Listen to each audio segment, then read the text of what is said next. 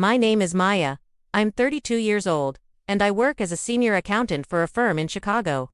My life has always been about numbers, balance sheets, tax codes, and clear-cut results. I like things that make sense. What didn't make sense was my family's dynamic. I grew up in the shadow of my cousin, Brooke. Although we were raised almost like sisters in my grandmother's large estate in Lake Forest, Illinois, we were never equals.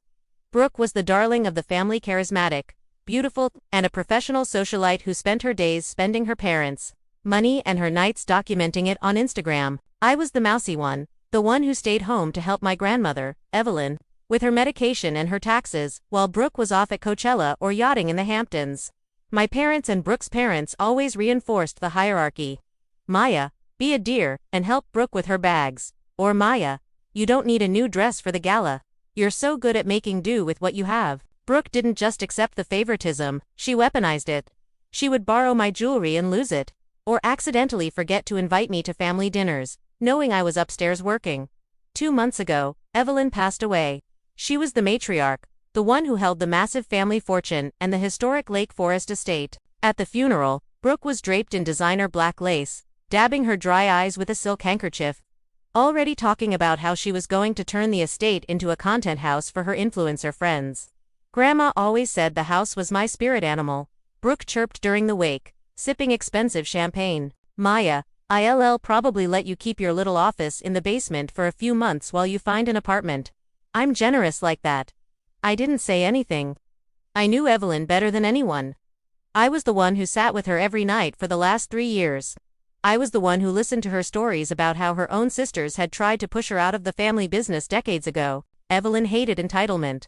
Yesterday was the reading of the will.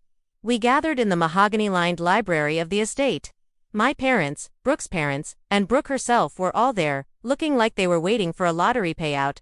Brooke was already wearing a vintage diamond brooch she had liberated from Evelyn's jewelry box that morning. The lawyer, Mr. Sterling, looked over his spectacles. Evelyn was very clear. The liquid assets, the cash and stocks, are to be divided equally among her children. My parents and Brooke's parents exhaled in relief. It was millions. However, Mr. Sterling continued, the Lake Forest estate, the family heirlooms, and the controlling interest in the family's real estate trust are a different matter. Evelyn felt that property should only belong to someone who understands the weight of a home. Brooke leaned forward, a smug smile on her face. Here it comes, she whispered. The estate and the trust, Mr. Sterling read, are bequeathed in their entirety to Maya. The room went ice cold. Brooke's smile didn't just fade, it curdled. What? That's impossible. Maya is the help. She's the accountant. I'm the face of this family. There is more, Mr. Sterling said, silencing the room. There is a character clause attached to the inheritance of the estate. For the next 12 months, Maya is the sole executor. If any family member attempts to contest this will or harass the primary beneficiary, their share of the liquid assets will be immediately forfeited to a local charity. Brooke's father stood up, red-faced. This is elder abuse. Maya, you manipulated her. You were in that house every day, whispering in her ear.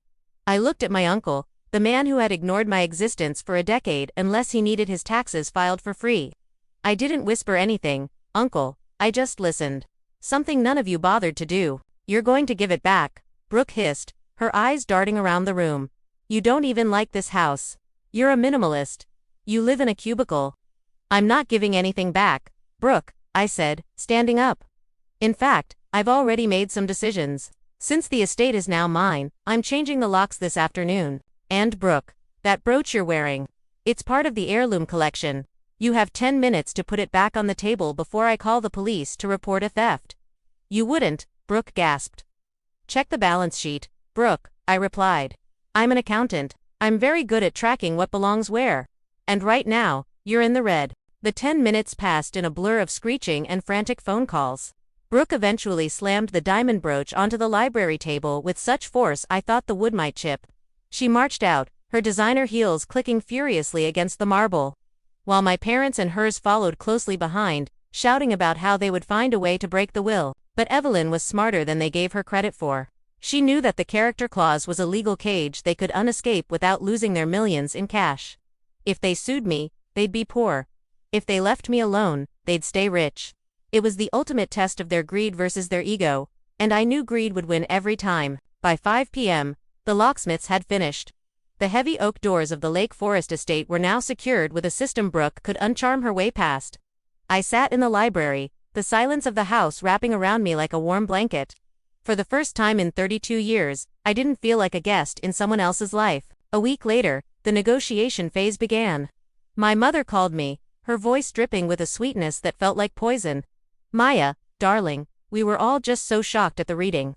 You know how Brooke gets, she's just high-spirited. But surely you aren't going to live in that big house all by yourself. It needs life, it needs parties." Brooke was thinking she could move into the East Wing just to help you manage things. "Mom, stop," I said, leaning back in Evelyn's favorite armchair. "Brooke isn't moving in. In fact, I've already contacted an architectural firm. I'm converting the East Wing into a subsidized housing office for a local nonprofit. The rest of the house is being turned into a private library and archive for the city's historical society." The silence on the other end of the line was deafening. You're giving it away. The family legacy." "No, Mom, I'm protecting it. A legacy is about what you leave for the world, not how many selfies you take in a gilded mirror." Evelyn didn't want this house to be a playground for Brooke's vanity. She wanted it to mean something. "I'm making sure it does. You're being so selfish, Maya. After everything we gave you. You gave me a front row seat to your favoritism," I replied calmly. "And now, I'm using the seat to watch you all learn how to live without my labor. Don't call me again unless it's to talk about something other than money." The real climax came a month later during the Lake Forest Founders Gala. Brooke had shown up, somehow managing to get a ticket through a friend, wearing a dress that probably cost more than my first car. She was cornering people in the ballroom, telling them a sob story about how her bitter cousin had stolen her childhood home. I walked up to the group just as she was mid-sentence. "And now she's turning it into a charity office. Can you believe the spite?" I smiled at the group, many of whom were the very donors I had been working with for the Historical Society project. "Actually, Brooke, it's not spite, it's an endowment. And speaking of things that don't belong to you, I noticed you're wearing the family's emerald teardrop earrings, the ones specifically listed in the estate's in-home inventory." The color drained from her face. The socialites around her shuffled uncomfortably. I just borrowed them for the night," she stammered. "I'm family. You're a guest," I corrected her, my voice loud enough for the surrounding tables to hear. "And since UVA violated the character clause by publicly disparaging the executor and removing heirlooms from the vault without permission, I've already instructed Mr. Sterling to freeze your next quarterly distribution. The funds will be redirected to the Lake Forest Children's Hospital." Brooke looked like she was going to faint. The darling of the family was suddenly a liability.